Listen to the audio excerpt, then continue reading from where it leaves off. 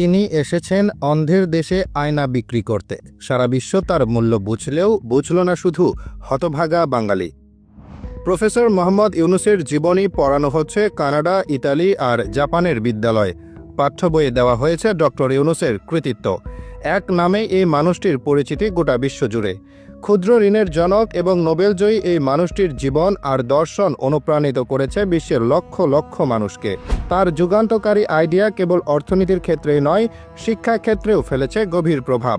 বিশ্বের উন্নত দেশগুলো যখন তার শিক্ষাটুকু লুফে নিয়ে তাদের ভবিষ্যৎ প্রজন্মকে অনুপ্রাণিত করছে, তখন নিজ দেশেই তিনি হচ্ছেন অবহেলা আর সমালোচনার শিকার। বাইরের দেশে ডক্টর ইউনূসের এক একটা লেকচারে সম্মানী দেওয়া হয় সর্বনিম্ন $৭৫,০০০। সে লেকচার বাঙালি ফ্রিতে শোনে এবং তার সমালোচনা করে। কানাডা, ইতালি ও জাপানের মতো উন্নত দেশগুলো ডক্টর ইউনূসের জীবন আর কর্মকে তাদের বিদ্যালয়ের পাঠ্যসূচিতে অন্তর্ভুক্ত করেছে। এর মূল উদ্দেশ্য হল শিক্ষার্থীদের মধ্যে সামাজিক দায়বদ্ধতা, উদ্ভাবনী চিন্তা এবং দারিদ্র্য বিমোচনের মতো গুরুত্বপূর্ণ বিষয়ে সচেতনতা তৈরি করা। যেমন জাপানে ডক্টর ইউনূসের জীবনী নিয়ে কমিক বই বা মাঙ্গা প্রকাশিত হয়েছে, যা তরুণ প্রজন্মের কাছে অত্যন্ত জনপ্রিয়। এই মাঙ্গার মাধ্যমে জাপানি শিশুরা সহজেই বুঝতে পারবে কিভাবে একজন মানুষ একক প্রচেষ্টায় একটি দেশের দরিদ্র জনগোষ্ঠীর ভাগ্য পরিবর্তনে গুরুত্বপূর্ণ ভূমিকা রাখতে পারেন। ইতালির স্কুলগুলোতেও তার প্রতিষ্ঠিত গ্রামীণ ব্যাংকের মডেল এবং সামাজিক ব্যবসার ধারণা নিয়ে আলোচনা করা হয়, যা শিক্ষার্থীদের প্রথাগত ব্যবসার বাইরেও মানব কল্যাণমুখী ব্যবসার প্রতি আগ্রহী করে তোলে।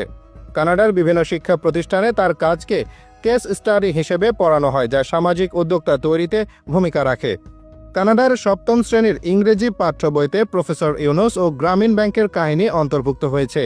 বইটিতে তুলে ধরা হয়েছে কিভাবে প্রফেসর ইউনূস বাংলাদেশের একটি দরিদ্র গ্রামে যান এবং সেখানে এক মহিলার সাক্ষাৎ পান, যিনি বাঁশের মোড়া তৈরি করতেন। কিন্তু বাঁশের উচ্চ দাম ও গ্রামের মহাজনদের উচ্চ সুদের কারণে আর্থিকভাবে হিমশিম খাচ্ছিলেন ওই নারী। আর তখনই প্রফেসর ইউনূস তাকে ও তার মতো আরও অনেককে নিজের পকেট থেকে $২৭ ঋণ দেন, যাতে তারা দারিদ্র্যের দুষ্টু চক্র থেকে বের হওয়ার উদ্দেশ্যে নিজেরাই ব্যবসা শুরু করতে পারে।